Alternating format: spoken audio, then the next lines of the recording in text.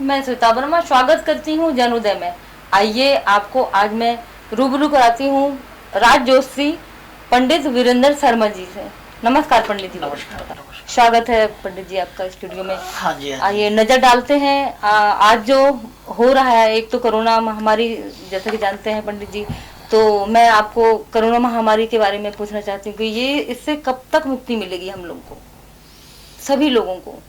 देखो, जो आपका ये प्रश्न है,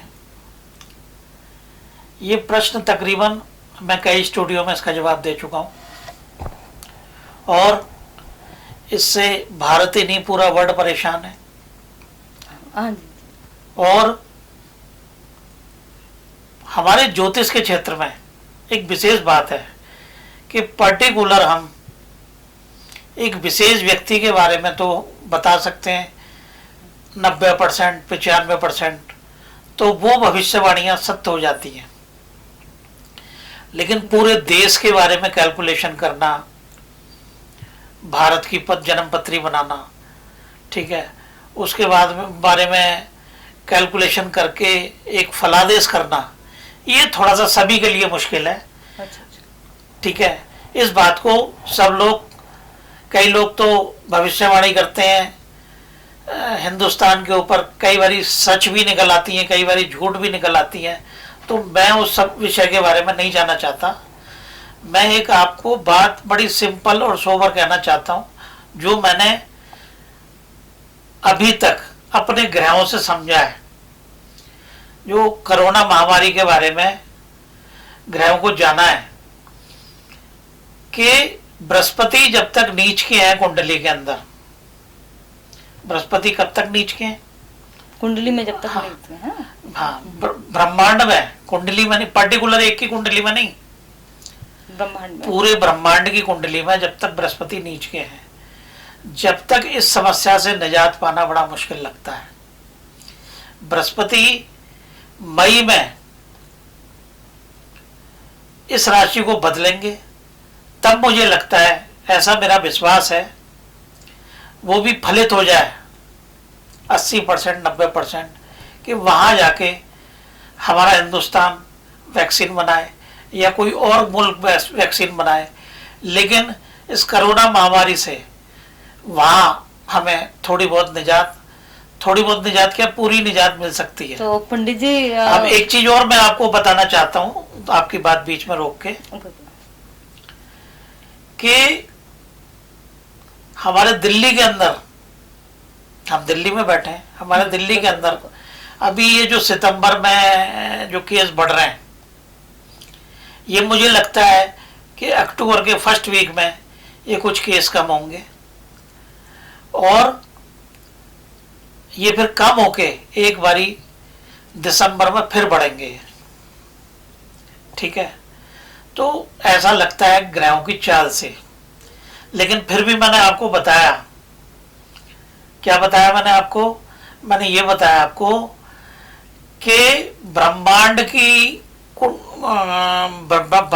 में ग्रहों की स्थिति देख के इस महामारी का अंदाजा लगाना बड़ा मुश्किल काम है। ये कोई छोटा काम नहीं है, ये बहुत बड़ा काम है, जिस पर सरकार भी काम कर रही है, दुनिया के साइंटिस्ट भी काम कर रहे हैं, दुनिया की वैक्सीन बनाने वाली कंपनियां भी काम कर रही हैं और हमारे जैसे ज्योतिषी भी काम कर रहे हैं। लेकिन सफलता कब मिलेगी, अभी इस बात को पूर्ण रूप से कोई भी दावे के साथ इस बात को नहीं कह सकता। अच्छा, तो आपका मतलब ये आप कहना चाह रहे हैं कि वैक्सीन भारत बना नहीं पाएगा? नहीं, मैंने ये नहीं कहा आपसे, मैंने ये कहा है समस्या से दुनिया लड़ रही है। ठीक है, भारत भी अपने प्रयास में है और मुल्क भी अपने प्रयास में है। ठीक है, और साइंटिस्ट भी अपने प्रयास में है, दवाइयां बनाने वाली कंपनियां भी अपने प्रयास में है। लेकिन ये वैक्सीन बनेगी कब तक, ये एक पूर्व अनुमान है मेरा। पूर्व अनुमान क्या है कि ये वैक्सीन मई में जाके बनेगी अगले साल 2021 में। अब इसे भारत बनाएगा या कोई और मुल्क बनाएगा, ठीक है, अगर मैं भारत में बैठा हूं तो मुझे लगता है कुल मिला के आप नहीं बता सकते हैं आपकी। हाँ, इस बारे में मैं झूठी भविष्यवाणी नहीं कर सकता। ठीक है, बिल्कुल क्योंकि भविष्य बात वही कहनी चाहिए जो सच हो। सत्य, ठीक है, बिल्कुल बिल्कुल। अब मैं कहूं, मैं पिछले 35 साल से ज्योतिष का काम कर रहा हूं।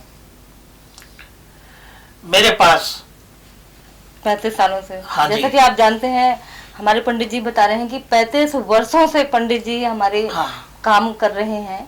और इन्होंने, बता दूं कि बड़े बड़े टीवी नेता, अभिनेता, सीरियल अभिनेता नहीं, और मैंने फिल्मी अभिनेता, मैंने बहुत सारे क्षेत्रों में काम किया। अच्छा अच्छा, बिल्डर लाइन में काम किया, समझे, और गवर्नमेंट अफसर भी मेरे पास आते हैं, हर तबका आता है मेरे पास, फिल्म लाइन के भी आते हैं, नेता भी आते हैं, सारे चीजों।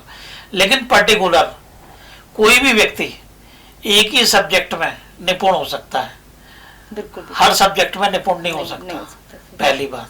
दूसरी बात, मैंने आज तक जन्मपत्री पे ही ध्यान दिया है, कभी वास्तु पे या कभी फेंगशुई पे या कभी और किसी चीज पे मैंने ध्यान नहीं दिया। अच्छा, जैसे कि और जैसे और लोग करते हैं कि थोड़ा सा ज्ञान इस तो चीज वो का, आपका वो नहीं है। थोड़ा सा ज्ञान इस चीज का ले लिया, थोड़ा सा इस चीज का ले लिया, और फिर बाद में जब काम करने बैठे तो पता चला कि कोई भी मतलब उसका सटीक उत्तर नहीं है, सटीक बात नहीं है।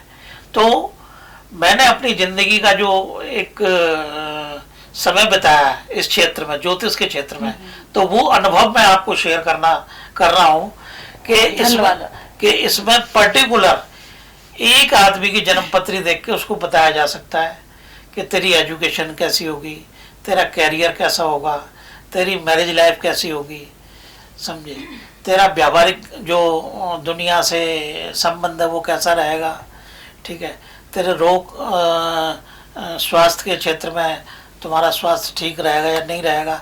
तो ये अपने 7-8 सब्जेक्ट हैं जिसपे ज्योतिष काम कर रही है। और भारत भी परेशान है इस बीमारी से, महामारी से, और वर्ल्ड में भी बहुत सारे मुल्क भी बहुत परेशान हैं, तो इसकी दवा खोज रहे हैं।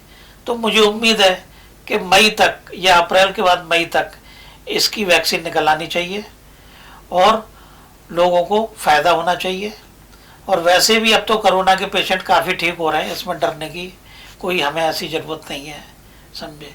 5% 4% ही जो है हमारे भारत का जो रिकवरी रेट बता रहा है वो बहुत अच्छा जा रहा है। जहाँ तक कि अब थोड़े दिनों में, आप जैसे बोल रहे हैं दिसंबर, और हम ये मतलब समझ सकते हैं कि हाँ अभी थोड़े दिन में मई तक आप बोल रहे हैं कि ये इसका खात्मा हो जाएगा कोरोना का। हाँ। चलिए पंडित जी, ये तो अभी चलता रहेगा, कोरोना चल ही रहा है, और आपके आशीर्वाद से और आप लोगों के ये सभी चीजों से कि जल्दी मुक्ति मिले कोरोना से। और इन्हीं शब्दों के साथ धन्यवाद पंडित जी। हमारे स्टूडियो में आज महान ज्योतिष हमारे वीरेंद्र शर्मा जी ने जो आज सब बताया, और उम्मीद करती हूँ आप लोगों को बहुत अच्छा लगा होगा, पसंद आया होगा। तो इसी उम्मीद के साथ हम विदा लेते हैं स्टूडियो से। मैं Shweta Verma. Please like, subscribe our channel Jan Uday and hit the bell icon.